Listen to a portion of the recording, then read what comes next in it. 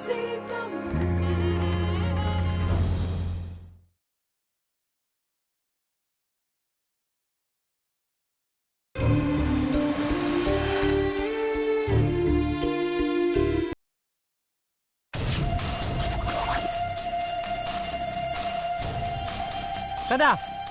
டேய் டேய் விடுடா. இன்னும் நீ என்ன நம்பலல? நம்பிக்கை செத்து ரொம்ப நாள் ஆச்சுடா. நம்ம நாட்டுல நடந்த போர்ல பல லட்சம் பேர் செத்து போனாங்க.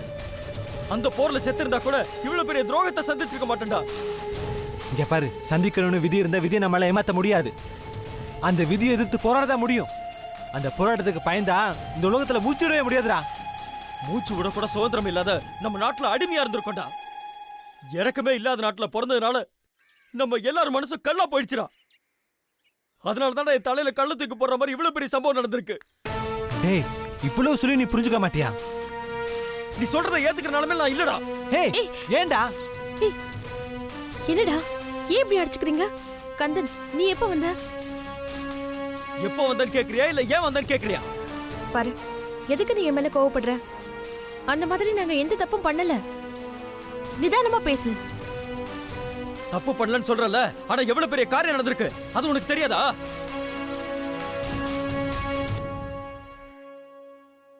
ஏன் அமைதியா இருக்க?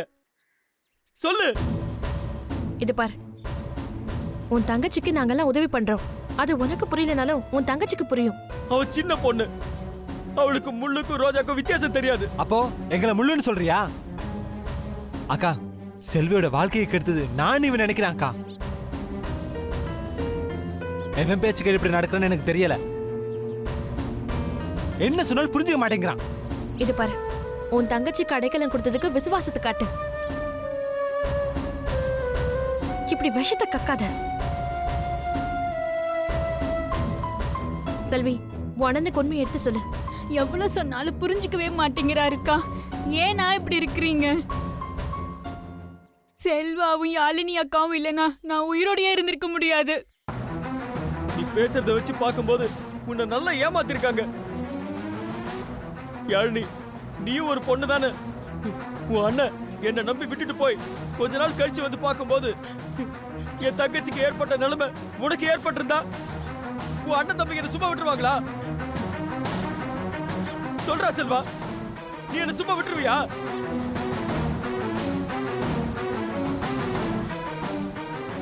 ஏன் இப்ப அமைதியா இருக்குங்க? சொல்லுங்க, கேக்குறல சொல்லி. அண்ணி சின்ன பொண்ணு, அவ வாழ்க்கையே முடிஞ்சு போயிடுச்சு. இனி யாருக்கிட்ட போய் நிப்பா? அவ யார் கல்யாணம் பண்ணிக்குவா அவளை? டேய், என் தங்கச்சி உண்மையில லவ் பண்றேன்னு சொன்னல, அந்த காதல் உண்மைதானே? என் காதல் உண்மையானதுதான். அதுல உனக்கு என்னடா சந்தேகம்? உன் காதல் உண்மைனா பாதிக்கப்பட்ட என் தங்கச்சிக்கு உன்னை தவிர வேற யாரும் வாழ்க்கை கொடுக்க முடியாதுடா. உன்னால மட்டும் தானே வாழ்க்கை கொடுக்க முடியும். கொடுக்குறியா?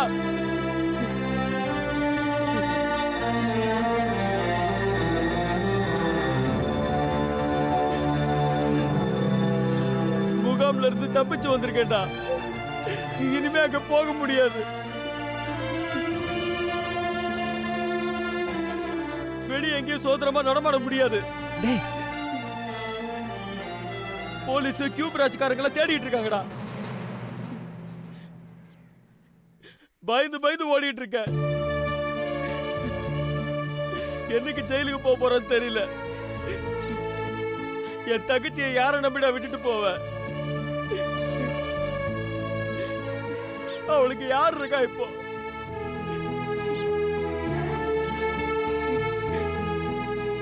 நீ லண்டனுக்கு போயிட்டா என் தங்கச்சி வாழ்க்கைக்கு என்னடா பதில்?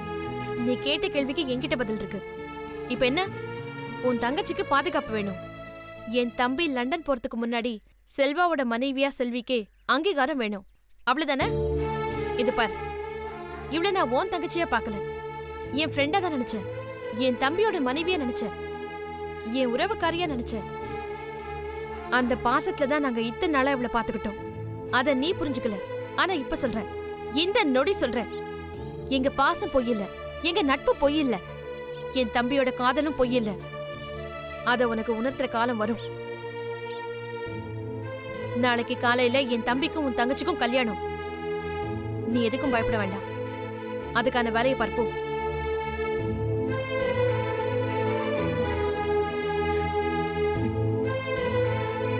ஹே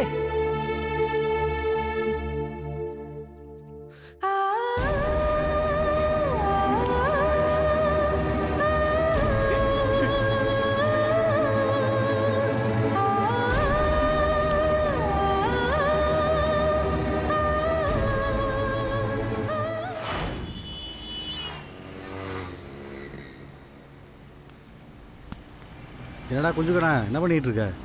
அண்ணா பரோட்டாக்கு மாவு பசேரண்ணா. பார்த்தா அப்படி தெரியலையேடா. பின்ன வேற எப்படி தெரியுது? ஏண்டா நான்லாம் உனக்கு ஈனவனா போயிட்டேன்ல? என்னண்ணா எப்படி பேசுறீங்க? இல்லை தெரியாம தான் கேட்குறேன். இந்த மாவை எவ்வளோ நேரம் பேசஞ்சேன்னா மற்ற வேலையெல்லாம் யாரா பாப்பா? ஒவ்வொரு வேலையை தான் பார்க்க முடியும். எனக்கு நான் 10 கையா இருக்கு. நல்லா பேசுகிறீங்கடா. கடையில் மிச்சம் இருக்கிற எல்லாத்தையும் திங்கிறீங்கல்ல, அதுக்கேற்ற மாதிரி கொஞ்சமாவது வேலை செய்ய வேணாம்? அண்ணா கண்ணு வைக்காதீங்கண்ணே. வேலைக்கு தகுந்த மாதிரி சம்பளம் கொடுக்கணும்.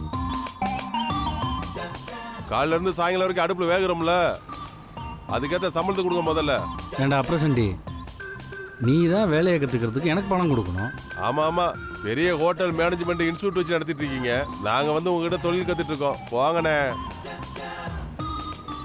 நான் போடுற பரோட்டாவுக்கு தான் கூட்டமே வருது. என் பரோட்டாவுக்கு அவ்வளோ பேன். பேனா? ஆமா பேன். கும்பிட்ட, அது பேன் இல்லை ஃபேன்.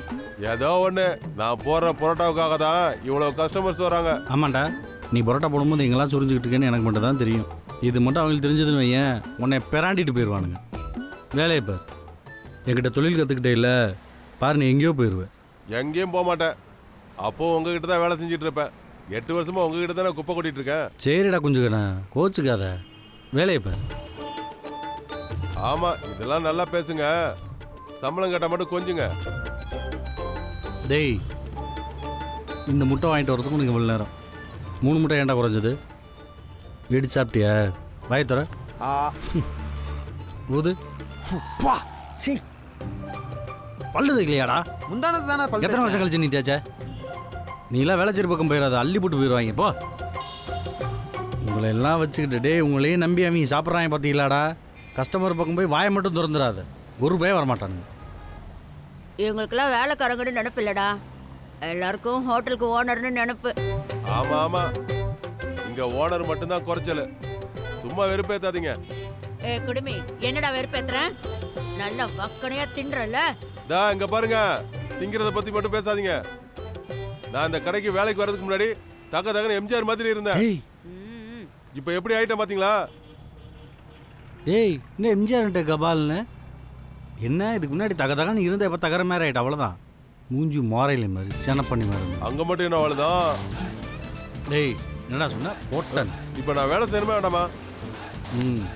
டேய் ஒழுங்க முதலாளிக்கு மரியாதை கொடுங்க, அப்போ வாழ்க்கையில் முன்னுக்கு வருவீங்க. நீங்கள் தொழிலாளிக்கு முதல்ல மரியாதை கொடுங்கண்ணே, அப்போ தான் பின்னுக்கு போகாமல் இருப்பீங்க.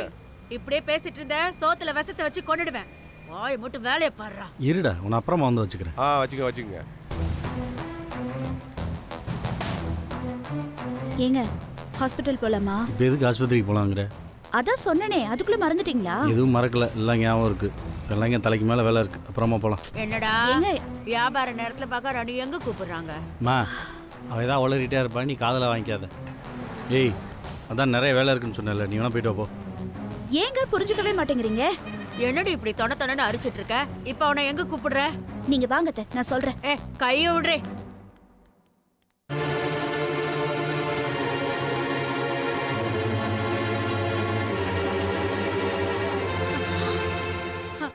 அம்மாடி, என் ராசாத்தி, நீ சொல்றது உண்மையா?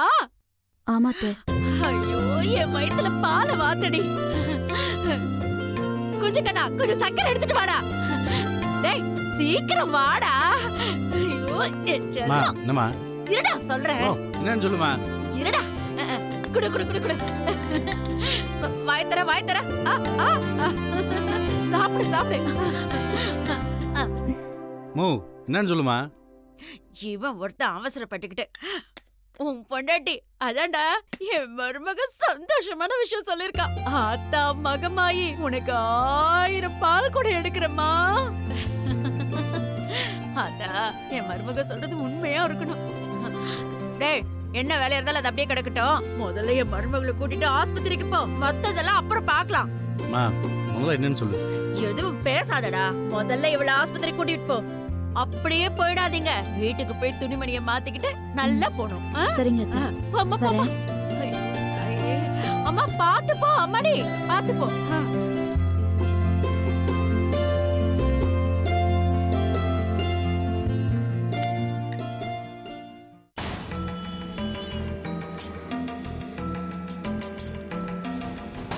அம்மா அம்மா கிட்ட நீ என்ன சொன்ன? போய் சொன்னேன். என்ன போய் சொன்ன? டேட் தள்ளி போயிருக்கு, கர்ப்பமா இருந்தாலும் இருக்கலாம்னு சொன்னேன். அதுக்கே உங்க அம்மா இவ்வளவு சந்தோஷப்படுறாங்க. நீ என்றைக்குமே கூவாத கோழி தான், அது அம்மாவுக்கு தெரியல, அதான் அவ்வளோ சந்தோஷப்படுறாங்க. முதல்ல ஹாஸ்பிட்டல் போவோம். யாரு கூவாத கோழின்னு அப்ப தெரியும். வாங்க போலாம். இரு உன்னை போயிட்டு வந்து வச்சுக்கிறேன் பாரு.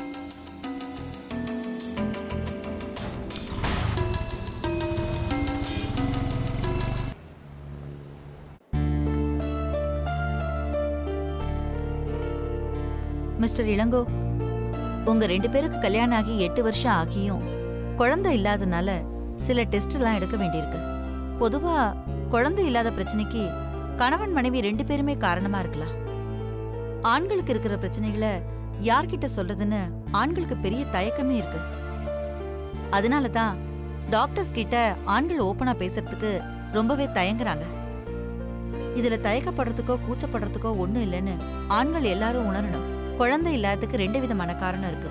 ஒன்னு மன ரீதியான காரணம், இன்னொன்னு உடல் ரீதியான காரணம். உங்க ஒய்ஃபுக்கு இதுக்குண்டான டெஸ்ட் எடுத்து பார்த்தப்போ உடல் ரீதியான பிரச்சனை கம்மி தான். ஊட்டச்சத்து குறைபாடு இருக்கு. அது டேப்லெட் மூலமா ஈஸியா குணப்படுத்த முடியும். ஆனா துளசியோட மனநிலை கொஞ்சம் பாதிக்கப்பட்டிருக்கு. அதுக்கு காரணம் 8 வருஷம் குழந்தை இல்லாததுதான். இனிமே இவங்களை நீங்க சந்தோஷமா பாத்துக்கணும். அப்புறம் இவங்களுக்கு இருக்கிற பிரச்சனையை சரி பண்றதுக்கு சில டேப்லெட்ஸ் எல்லாம் கொடுக்கணும். 1 மந்த்துக்கு அப்புறம் சரியா போயிடும்.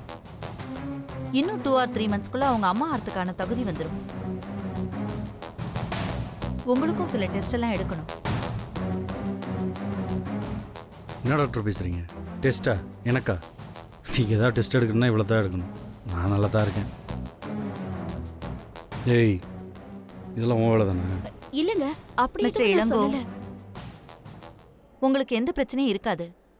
ஆனா துளசிக்காக உங்களுக்கு சில டெஸ்ட் எல்லாம் எடுத்துதான் ஆகணும். நீங்க கோஆபரேட் பண்ணாதான் துளசிக்கு இருக்கிற சின்ன பிரச்சனையும் சரி பண்ண முடியும். அப்பதான் துளசிக்கு குழந்தை பாக்கியம் கிடைக்கும். புரிஞ்சுக்குங்க இளங்கோ. இந்த டெஸ்ட் எடுக்கிறதுனால உங்களுக்கு எந்த பிரச்சனையும் இல்ல. டெஸ்ட் எடுக்கலாமா? ஏங்க யோசிக்கிறீங்க? 8 வருஷமா குழந்தை பாக்கியம் இல்லாத நமக்கு குழந்தை பிறந்தா அது நமக்கு கிடைச்ச பெரிய பாக்கியங்க. அதை விட சந்தோஷம் நமக்கு வேற என்னங்க இருக்க முடியும்? இது பாருங்க, நமக்கு குழந்தை பிறந்ததுன்னா எல்லாருமே சந்தோஷப்படுவாங்கங்க. யோசிச்சு பாருங்க. அத்தை, மாமா, சொந்தக்காரங்க எல்லாருமே சந்தோஷப்படுவாங்க. இது பாருங்க, இது உங்களுக்காக செய்யற டெஸ்ட்னு நினைச்சுக்காதீங்க. ஆமா, எனக்காக செய்யற டெஸ்ட் நினைச்சு எனக்காக சரின்னு சொல்லுங்களேன். ப்ளீஸ் சரின்னு சொல்லுங்க. எங்க யோசிக்காதீங்க, சரின்னு சொல்லுங்க. இருமா என்ன சொல்றாரு சரி. பாப்போம். இந்த டெஸ்ட் உனக்கு சம்மந்தப்பட்டதுங்கிறனால நான் ஒத்துக்கிறேன். இப்ப சந்தோஷம் தானேம்மா? நர்ஸ்,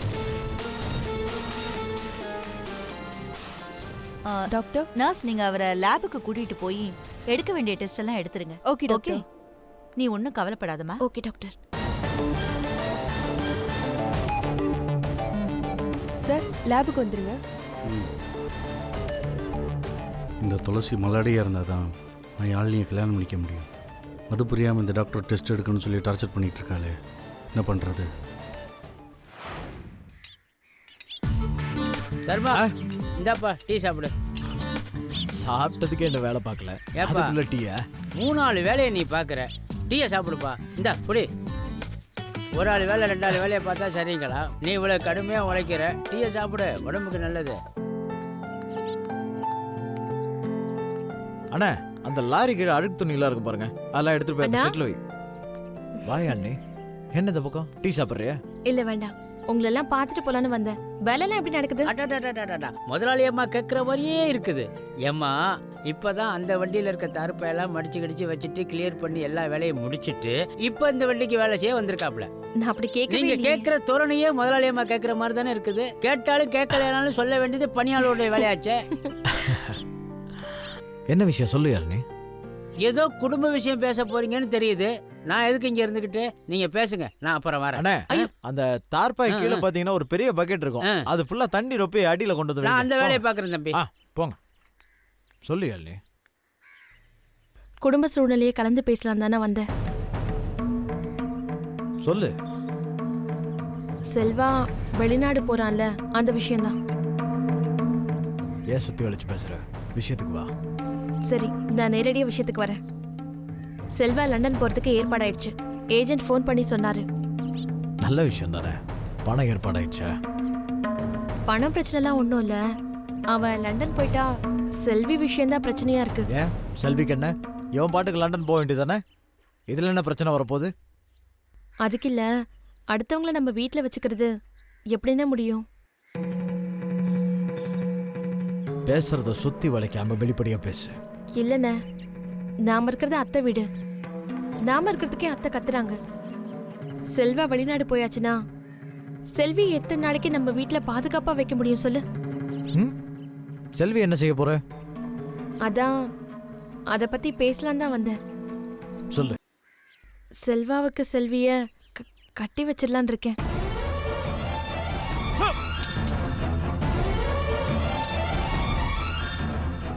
உனக்கு என்ன பைத்தியமா பிடிச்சிருக்கு?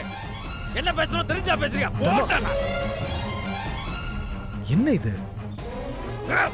குடும்ப பிரச்சனையை வீட்டுல பேசலாம், 4 பேர் பாக்குற மாதிரி கை நீட்டுறீங்களே, இது உங்களுக்கே தப்பா தெரியலையா? கதிர், அவன் என்ன சொன்னா தெரியுமா? ஏன் செல்வாக்கு வேற பொண்ணே இல்லையா?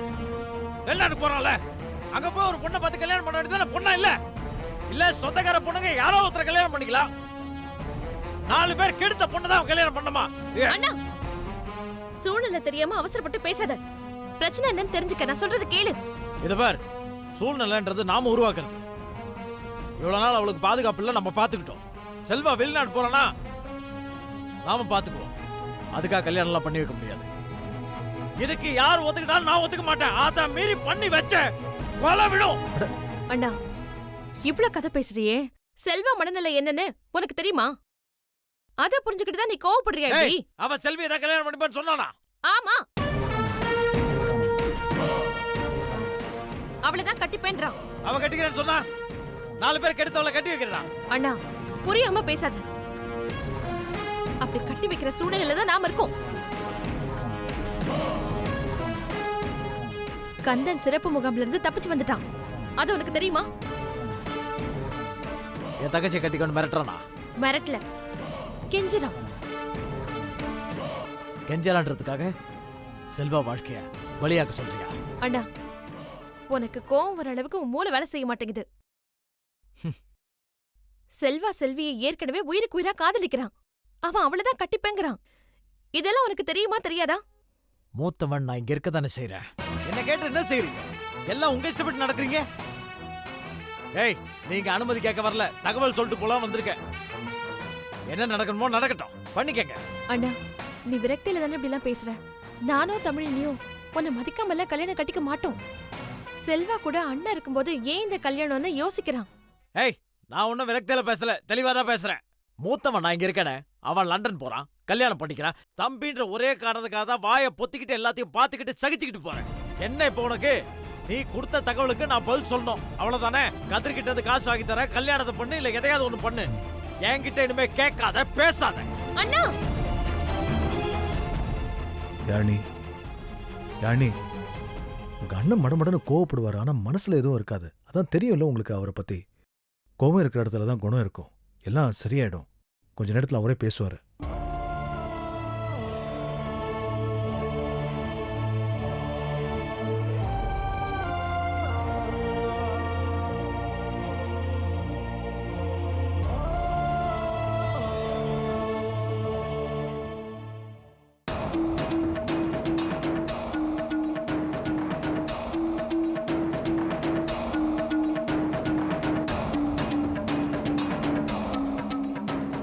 என்னடி நடக்குதுங்க? என் மேலே சந்தேகப்பட்டு தான் நீங்கள் கூட்டு வந்தீங்க? ஐயோ, அப்படிலாம் ஒண்ணும் இல்லைங்க. அதான் நான் பார்த்தேன். இதாரு, நான் ஆம்பளை சிங்கண்டி. என் தலையெழுத்து ஒன்றை கட்டிட்டு கஷ்டப்படுறேன். இதே நான் வேற வேலையாக கல்யாணம் பண்ணியிருந்தேனே வருஷத்துக்கு ஒன்று டஜன் கணக்கில் இந்நேரம் பிள்ளையே பிறந்திருக்கும். என் போராத காலம் ஒன்றை கட்டிக்கிட்டு இப்படி ஆஸ்பத்திரி டெஸ்ட்டுன்னு அலைய வேண்டியிருக்கு. அதான் எல்லாம் சரியாயிடும்னு டாக்டர் சொல்றாங்கல்ல. பார்க்கலாம். இதெல்லாம் இப்படித்தான் சரியாதுன்னு நானும் பார்க்க தானே போகிறேன்.